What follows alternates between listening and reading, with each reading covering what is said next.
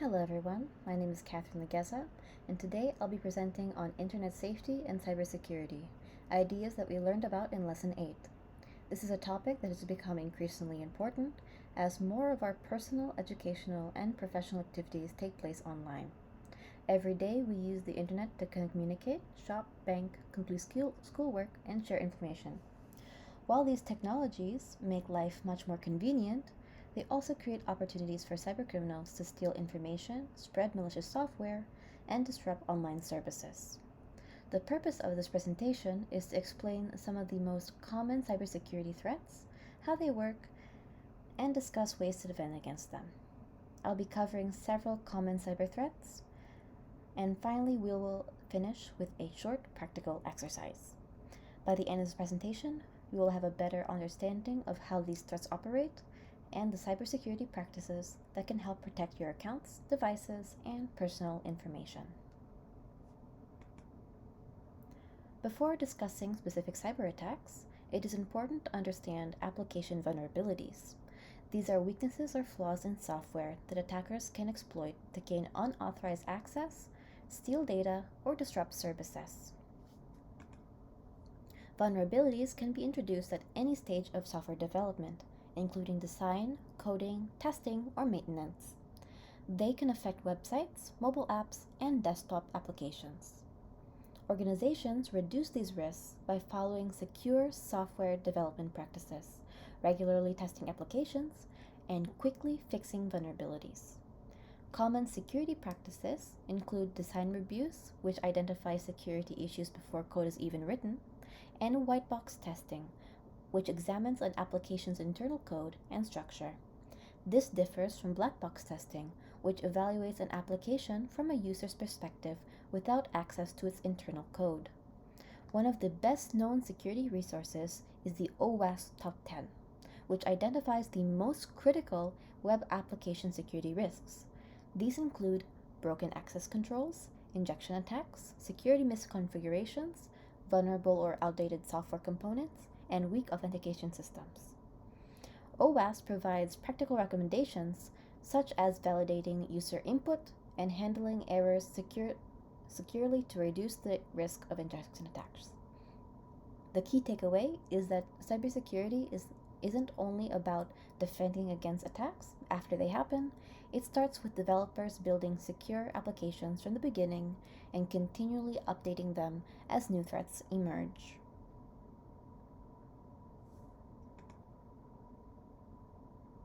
Another cybersecurity threat is malicious software, more commonly known as malware. Malware is any software intentionally designed to harm a computer, steal sensitive information, disrupt normal operations, or give cybercriminals unauthorized access to a device or network. Unlike software bugs or programming mistakes that accidentally cause problems, malware is created with malicious intent. Cybercriminals use malware in many different purposes, such as stealing passwords, monitoring user activity, encrypting files for ransom, or damaging systems. Malware can spread through phishing emails, malicious downloads, infected websites, compromised USB drives, or by exploiting software vulnerabilities. Because malware comes in many different forms, it's important to recognize the different types and understand how they work, such as this slide. First off, computer viruses are malware that attaches itself to legitimate files or programs. When the infected program is opened, the virus spreads by infecting other files.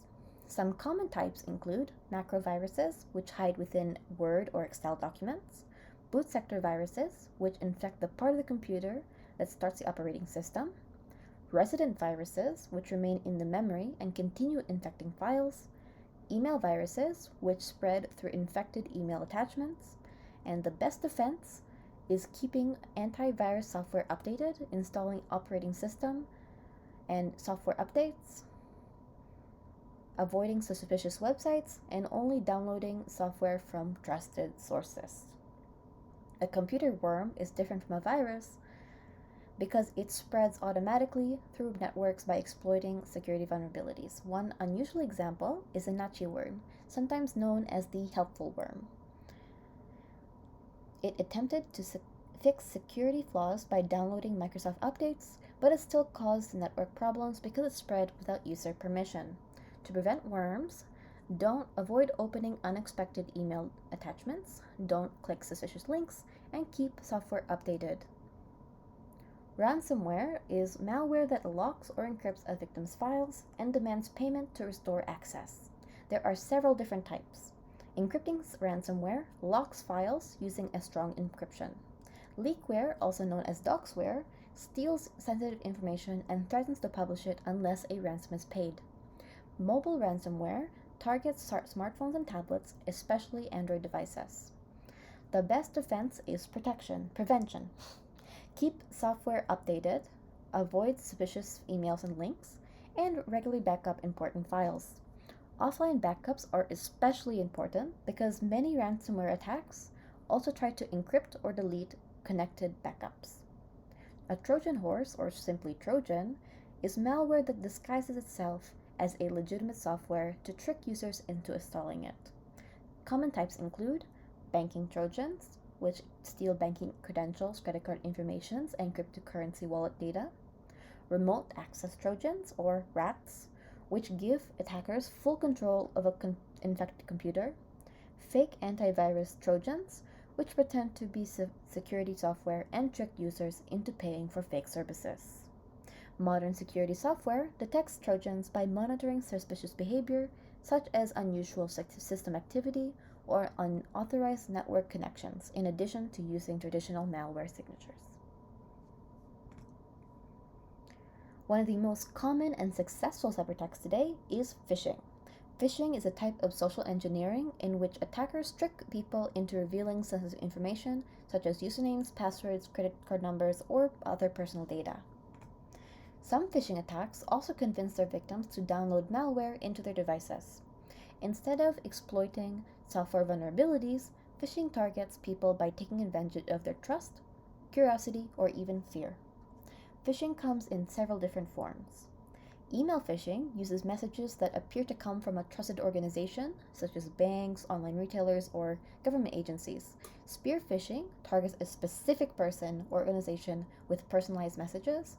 Vishing uses phone calls. Smishing uses text messages, and quishing uses malicious QR codes. As cybercriminals increasingly use artificial intelligence to create more convincing messages, phishing remains one of the most widespread cybersecurity threats. The best defense are to verify the sender, avoid clicking suspicious links and attachments, carefully checking website URLs, and enabling multi-factor authentication whenever possible. While phishing often tricks users into giving away their information directly, some attacks go even a step further beyond by secretly intercepting communication between a user and legitimate website. This type of attack is man-in-the-middle attack, which we will discuss next. So, man-in-the-middle attack. It occurs when a cybercriminal secretly intercepts communication between two parties who believe they are communicating directly. The attacker can read, steal, or even modify the information before passing it along, making both sides think everything is normal. For example, imagine logging into your bank account while connected to an unsecured public Wi-Fi network. If an attacker has created a fake Wi-Fi hotspot or compromised the network, they may be able to capture your username, password, or any other sensitive information without your knowledge. They can even alter transactions or messages before they reach their final destination. Some common types of man-in-the-middle attacks include Wi-Fi eavesdropping, HTTPS spoofing, DNS spoofing, section hijacking, and email hijacking. The best defenses are to use websites with HTTPS encryption, avoiding entering sensitive information on public Wi-Fi unless you're using a VPN, keep your devices and software updated, verify website security certificates.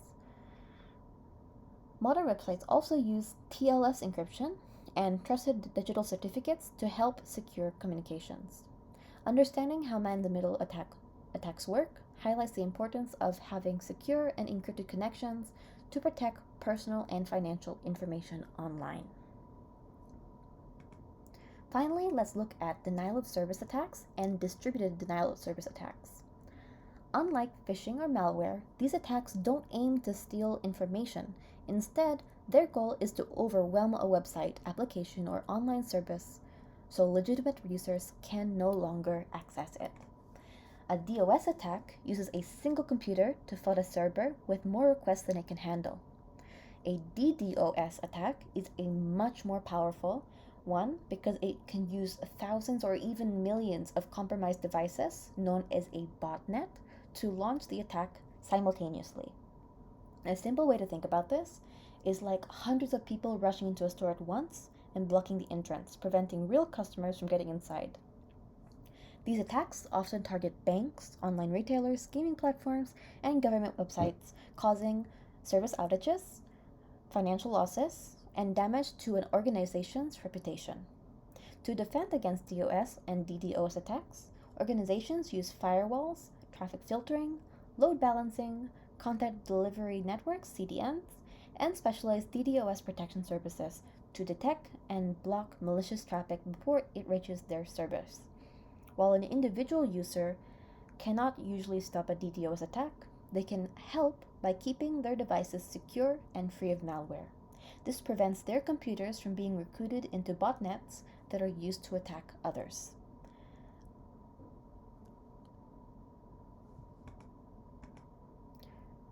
So, let's apply what we've learned. Take a moment to pause the video and identify what type of cyber threat this is, and if you can, identify the specific type within its category. This example is a phishing attack, or specifically email phishing. Now we know it's email phishing because it appears to come from a trusted organization in the form of an email and tries to trick the recipient into taking immediate action. Some clear warning signs include the generic greeting, such as "Dear Network User," the urgent language that pressures the recipient to act quickly, and the suspicious link provided in the message. Recognizing these red flags can help you avoid becoming the victim of a phishing attack. Thank you for watching. I hope this presentation has helped you better understand internet safety, cybersecurity, and some of the most common cyber threats that we face today. Here are the sources I have used in this presentation.